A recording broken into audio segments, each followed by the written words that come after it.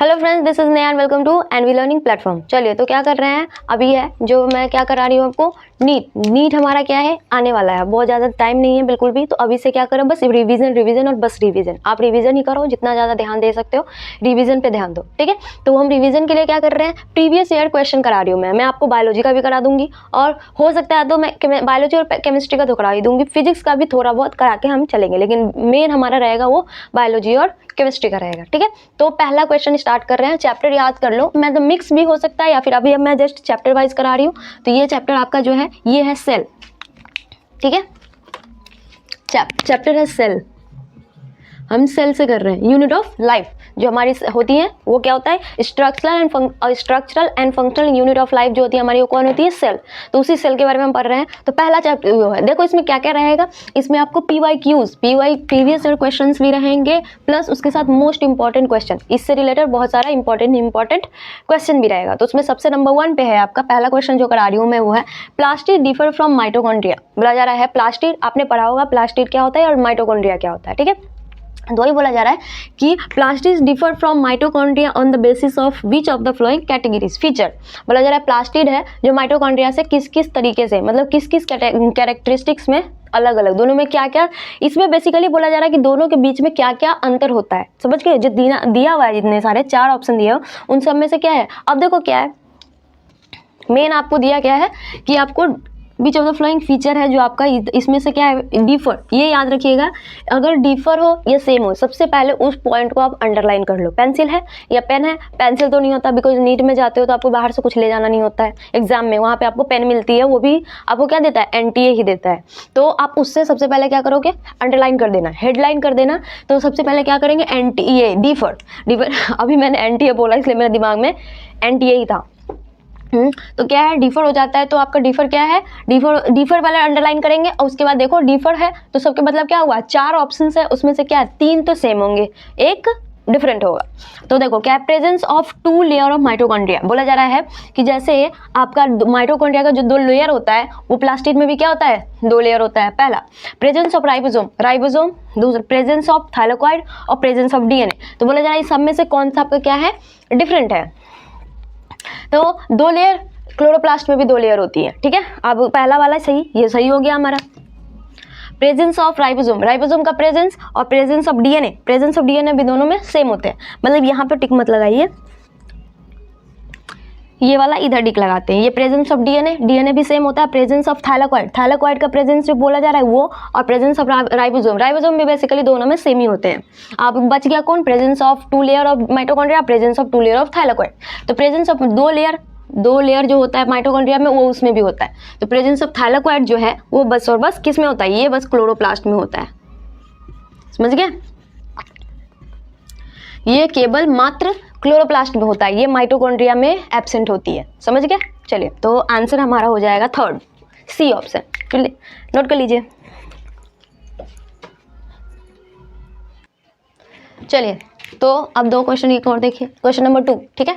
The stain use to visualise mitochondria is, मतलब पूरा का पूरा सेल में आपको बस माइटोकॉन्ड्रिया देखना है, ठीक है। एक सेल के अंदर बस माइटोकॉन्ड्रिया देखना है, तो कौन सा स्टेन यूज करोगे। स्टेन का मतलब होता है कलर, बेसिकली क्या होता है, स्टेनिंग नहीं बोलते, स्टेनिंग मतलब किसी भी चीज को पता करना, जैसे कि हल्दी का स्टेन, दाग, बेसिकली इधर बोलते नहीं बॉडी में या कपड़े में स्टैन लग गया है, स्टैन लगने का मतलब दाग लग गया। तो वैसा ही स्टैन एक कलर आता है, जिस कलर से क्या करोगे, आपको पूरा सेल के अंदर बस माइटोकॉन्ड्रिया देखना है, तो उसके लिए कौन सा स्टैन हम यूज करते हैं।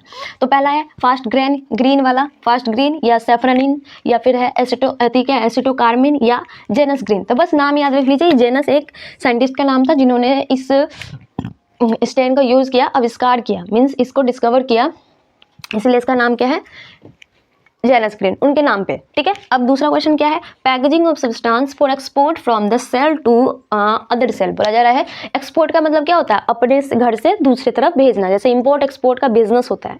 इंपोर्ट का मतलब होता है सामान को दूसरे जगह से अपने घर लाना, और एक्सपोर्ट का मतलब होता है जैसे अपने घर से दूसरे जगह ले जाना, या फिर अपने कंट्री से दूसरे कंट्री ले जाना, तो उसको बोलते हैं एक्सपोर्ट।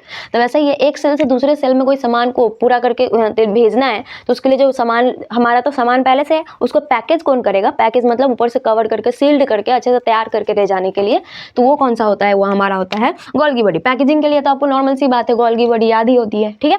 तो ये क्वेश्चन नंबर समझ आया। चलिए,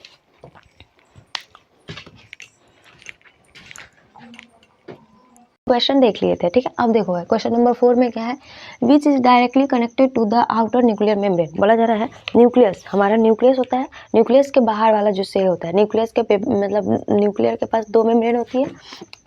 देखो अगर ये हमारा पूरा ये सेल है, ठीक है, तो उसके बीच में ये न्यूक्लियस होता है, तो न्यूक्लियस के ऊपर ना ऐसा कुछ पूरा कंप्लीटली नहीं होता है मेम्ब्रेन, ऐसी मेम्ब्रेन बनी होती है, ठीक है, और उसमें 2 डबल लेयर्ड होता है, समझ गए, ऐसा इसका कुछ डबल लेयर्ड होता है। तो बोला जा रहा है कि इसका ये हो गई हमारी सेल, ठीक है, ये हो गई हमारी न्यूक्लियस, ठीक है, ये न्यूक्लियस हो गया। तो इस न्यूक्लियस का इनर मेम्ब्रेन है, ये आउटर मेम्ब्रेन, तो इस आउटर मेम्ब्रेन से डायरेक्टली क्या कनेक्टेड होता है, तो आपने एक पोर्शन देखा होगा जो क्या होता है, इसका ऐसा पूरा का पूरा एकदम बहुत बड़ा सा लेयर बनाता है, उसको हम बोलते हैं इंडोप्लाज्मिक रेटिकुलम, ठीक है। तो इंडोप्लाज्मिक रेटिकुलम जो होता है आपका, वो डायरेक्टली कॉन्टैक्ट में होता है किसके, outer membrane of the nuclear के आउटर मेम्ब्रेन, न्यूक्लियस के आउटर मेम्ब्रेन से कनेक्टेड होता है, उसको हम बोलते हैं इंडोप्लाज्मिक रेटिकुलम, ठीक है। दूसरा क्वेश्चन है, cell which are secretory in function. बोला जा रहा है सेल है जो सिक्रेटरी फंक्शन में होता है, सिक्रेटरी का मतलब एबंडेंट, मतलब ज़्यादा मात्रा में सिक्रेटरी होता है, सिक्रेटरी मतलब रिलीज करेगा कोई भी चीज़, कोई भी हार्मोन्स हो गया या कोई भी प्रोटीन हो गई, कोई लाइसोजाइम इंजाइम्स हो गया, वो सब इंजाइम वगैरह जो सिक्रेट करता है, तो वो कौन सा सबसे ज़्यादा होता है, वो होती है आपकी लाइसोजाइम, इसीलिए इसको क्या बोलते हैं, सिक्रेटरी सेल भी बोलते हैं इसको सिक्रेटरी सेल भी बोला जाता है और सुसाइडल बैग भी बोला जाता है। सुसाइडल बैग क्यों बोला जाता है, क्योंकि ये क्या करता है आपके जैसे हाइड्रोलिटिक बोल दो, छोड़ दो, सुसाइडल बैग लिखना है तो लिख सकते हैं, क्योंकि इसको सुसाइडल बैग इसलिए बोला जाता है क्योंकि क्या करता है ये बेसिकली कि आपके अंदर कुछ भी मतलब बेमतलब का मतलब बेकार वेस्ट प्रोडक्ट होता है, तो वहाँ पे जाके या फिर कुछ मतलब वो चीज़ आपको नहीं चाहिए तो वहाँ पे जाके बस्ट कर जाएगी, फट जाएगी, फटने के बाद उस सब चीज़ को सड़ा गला के जला वला के ख़त्म कर देगा, ठीक है। चलिए, तो इसका आंसर हो गया आपका लाइसोजाइम, ठीक है, नोट कर लीजिए।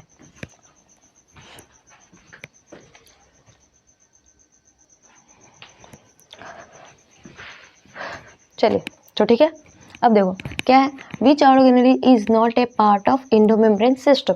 देखिए हमारा क्या होता है, एक इंडोमेम्ब्रेन सिस्टम होता है, ठीक है। इंडोमेम्ब्रेन का मतलब होता है मेम्ब्रेन के इनसाइड मेम्ब्रेन के इनसाइड ही बहुत सारे सेल एक साथ कंपोज्ड होते हैं, सब एक साथ ही फिक्स्ड होते हैं, तो उसको हम बोलते हैं इंडोमेम्ब्रेन सिस्टम, ठीक है। तो उस इंडोमेम्ब्रेन सिस्टम में कौन सा सेल इसमें से नहीं है, जो ऑप्शन आपको नीचे दिया हुआ है, ठीक है।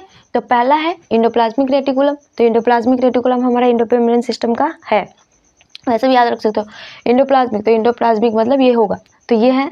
गोल्गी कॉम्प्लेक्स भी उसका होता है, लाइसोसोम भी उसका होता है, माइटोकॉन्ड्रिया नहीं होती है। माइटोकॉन्ड्रिया क्या होता है हमारा, ये अपना ही अलग ही एक पूरा का पूरा सेल है जिसके पास खुद का डीएनए है, डबल स्टैंडर्ड है, ये पूरा कंप्लीट क्या है, इंडोमेम्ब्रेन सिस्टम में ये नहीं आता, तो इसका आंसर हमारा ये होगा, ये प्लस एक क्लोरोप्लास्ट जो होता है प्लांट सेल में, ये दोनों हमारा क्या है, इंडोमेम्ब्रेन सिस्टम में नहीं आता है, ये दोनों याद रखिएगा, माइटोकॉन्ड्रिया और क्लोरोप्लास्ट, ये दोनों इंडोमेम्ब्रेन सिस्टम में नहीं होती है। अब दूसरा क्या है, 7 number question, where are the lipid like steroidal hormone synthesize in animal cell. Animal cell में क्या होता है कि लिपिड के जैसा एनिमल सेल में लिपिड जैसा स्टेरॉयड होता है, जैसे हमारे बॉडीज में स्टेरॉयडल हार्मोन्स होती हैं, वो सारा के सारा कहाँ पे बनता है, तो लिपिड का सिंथेसिस तो smooth endoplasmic reticulum, no doubt है ना, कि ग्राफ एंडोप्लाज्मिक रेटिकुलम में राइबोसोमल होती है, तो ये जो लिपिड से रिलेटेड जो भी होगा तो कहाँ पे होता है, स्मूथ एंडोप्लाज्मिक रेटिकुलम, ठीक है।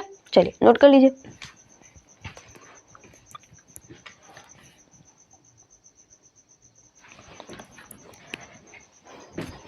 चलिए तो अब क्या है, अब देखो क्या है, the cell which mainly involve in protein synthesis and its secretion. बोला जा रहा है वो सेल जो ऑप्शन में दिया हुआ है जो बेसिकली क्या है, प्रोटीन को सिंथेसाइज भी करता है, प्रोटीन को बनाता भी है और उसका सिक्रीशन और उसको रिलीज भी करता है, मतलब अपने आप में से रिलीज करेगा पूरे सेल में, पूरे सेल के जिस कंपार्टमेंट मतलब जिस भाग को सेल प्रोटीन की आवश्यकता होगी बनाएगा भी, प्लस सिक्रेट करके सबको देगा भी। वो कौन काम करता है, प्रोटीन सिंथेसिस करता है आपका कौन, आरएनए, मतलब बेसिकली बोला जा रहा है आरएनए मतलब राइबोसोम, राइबोसोम से बोला जा रहा है, वो सेल का नाम पूछ रहा है, तो यहाँ पर राइबोसोम सेल नहीं है, वो पूरा पूरा ऑर्गेनेली, तो इसका ये नहीं होगा, क्यों, क्योंकि ये पूरा काम आपका कौन करता है, देखना ऑप्शन में देखना हमेशा, राइबोसोम भी दिया है, ये तो होने से रहा, क्योंकि स्मूथ एंडोप्लाज्मिक रेटिकुलम आपका लिपिड सिंथेसिस करती है, तो ये तो होने से रहा। Mitochondria power house of the cell है, तो ये भी नहीं होगा। जहाँ पे आपका RER दिया हो और राइबोसोम दिया हो, प्रोटीन की सिंथेसिस प्लस सिक्रेशन दोनों का बात हो, एक तो सिंथेसिस प्लस सिक्रीशन, दोनों की बात चल रही हो तो आप हमेशा रफ एंडोप्लाज्मिक रेटिकुलम को ज़्यादा महत्व देंगे। ठीक है, दोनों का पावर सेम है, मतलब दोनों का काम वही हुआ, लेकिन दोनों को सिंथेसिस के साथ सिक्रीशन दोनों बोल रहा है, तो आपको किसका काम किसको बोलना है, आपको बस और बस राइबोसोम को ध्यान देना। अगर राइबोसोम ना दिया होता, अगर ये वाली ना दी होती तो हम राइबोसोम ये अगर आरी रफ एंडोप्लाज्मिक रेटिकुलम ना दिया होता तो हम किसको नाम लेते, हम राइबोसोम का नाम लेते। समझ आ गया? दोनों ऑप्शन दिया है, कंफ्यूज नहीं करना, क्योंकि राइबोसोम इसीलिए मैंने जानबूझ के क्वेश्चन दिया है कि अगर राइबोसोम भी दिया हो और उसके बाद क्या बोलते हैं उसको, स्मूथ एंडोप्लाज्मिक रेटिकुलम भी दी हो, तो उस केस में रफ एंडोप्लाज्मिक रेटिकुलम भी दी हो, तो उस केस में हम हमेशा रफ एंडोप्लाज्मिक रेटिकुलम को इस राइबोसोम से थोड़ा सा ज़्यादा महत्व देंगे। ठीक है, चलिए अब दूसरा है, which chemical property is shared by all types of lipid forming the plasma membrane. बोला जा रहा है जो प्लाज्मा मेम्ब्रेन होती है उसमें लिपिड से बना होता है, ये तो पता ही आपको, प्लाज्मा मेम्ब्रेन लिपिड और प्रोटीन दोनों से मिलकर बना होता है। तो लिपिड और प्रोटीन का, लिपिड का बाइलेयर होता है, प्रोटीन उसमें क्या होता है, इंट्रिंसिक और एक्सट्रिंसिक। वो होता है एक बीच बीच में दबी होती है, और एक क्या होता है उसका बाहर बाहर हल्का सा बाहर हल्का सा अंदर होता है, उसको हम एक्सट्रिंसिक बोलते हैं। तो इस चार ऑप्शन दिए हैं, उस चारों ऑप्शंस में से क्या है, सारे के सारे all types of plasma membrane, मतलब जितने भी प्लाज्मा मेम्ब्रेन बनते हैं, वो प्लाज्मा मेम्ब्रेन प्लांट का हो या एनिमल का हो या बैक्टीरिया का हो या वायरस का हो, जिसका भी हो। वैसे भी वायरस में बेसिकली आउटर मोस्ट लेयर वाला कोटिंग तो होता नहीं है, जो भी हो उस सब में क्या है, सब में सेम ऑल होना चाहिए, सब में सेम शेयर हो केमिकल प्रॉपर्टी, सब में सेम केमिकल प्रॉपर्टी। तो क्या होती है आपको, ये शुगर कंपोनेंट ऐसा जरूरी नहीं है, हाइड्रो क्या ग्लिसरॉल कंपोनेंट बैकबोन ये भी जरूरी नहीं है, फॉस्फेट, लेकिन हाइड्रोफोबिक नेचर सब में पाया जाएगा। क्यों? क्योंकि क्या है, आपका लिपिड है, लिपिड में क्या होता है, एक हाइड्रोफोबिक नेचर होती है, एक हाइड्रोफिलिक नेचर होती है, तो दोनों में जिसमें पूरा लिपिड पाया जाएगा उसमें हाइड्रोफोबिक नेचर होना ही होना है। समझ गए? अच्छे से समझ आया? चलिए, तो क्वेश्चन हो गए आपके 9। हम दो क्वेश्चन और कर लेते हैं, क्योंकि एक में 2 क्वेश्चन और आ जाएगा, क्योंकि 10 क्वेश्चन का ही करेंगे। ठीक है, क्योंकि ज़्यादा लंबा मैं नहीं कर रही हूँ कि ज़्यादा लंबा हो जाएगा तो क्या हो जाएगा आपका, फिर वो लंबा देखने में भी आपको प्रॉब्लम होता है। तो धीरे धीरे थोड़ा सा, क्योंकि अगर मैं अभी मतलब ज़्यादा से ज़्यादा 10-15 मिनट का डाल रही हूँ वीडियो, अगर आपको अच्छा लगने लगे तो हम मैराथन भी करेंगे, कि अगर आप सब ज्वाइन करोगे तो अगर चाहते हो मैं और वीडियो बनाऊँ तो वो आप पे डिपेंड करता है कि अगर मैं वीडियो और बनाऊँ या ना बनाऊँ, वो आप पे डिपेंड करता है, क्योंकि आप मुझे उधर से अपना प्यार भेजोगे। आप अपना प्यार कैसे भेजोगे, मेरे लाइक करोगे, चैनल को सब्सक्राइब करवाओगे और ज़्यादा फैलाओगे, आप वीडियो को लाइक करिएगा, वीडियो को शेयर कीजिएगा, तो वही मैं एज ए क्या है, प्यार है आपका, तो वो भेजोगे तो मैं और वीडियो बनाऊंगी। ठीक है, चलिए एक क्वेश्चन और लिख लेते हैं, उसके बाद क्या करेंगे, एंड करेंगे। इसको नोट कर लीजिए।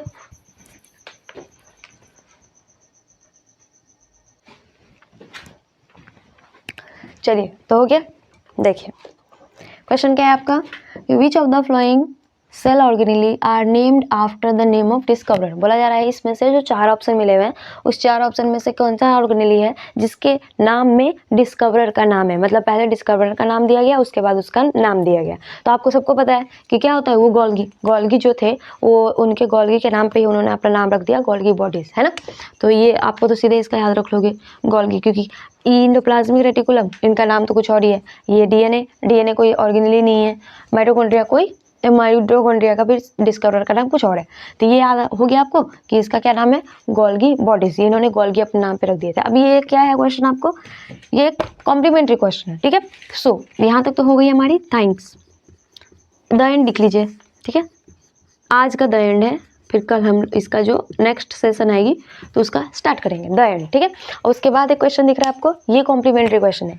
अगर आप चाहो तो मैं अभी आंसर बता दूं, अगर आपको अभी आंसर आज चाहिए इसका तो कमेंट में लिखिए, तो मैं अभी आपको आंसर बता दूं, नहीं तो आप इसका क्वेश्चन का आंसर आप मुझे ढूंढ के दोगे।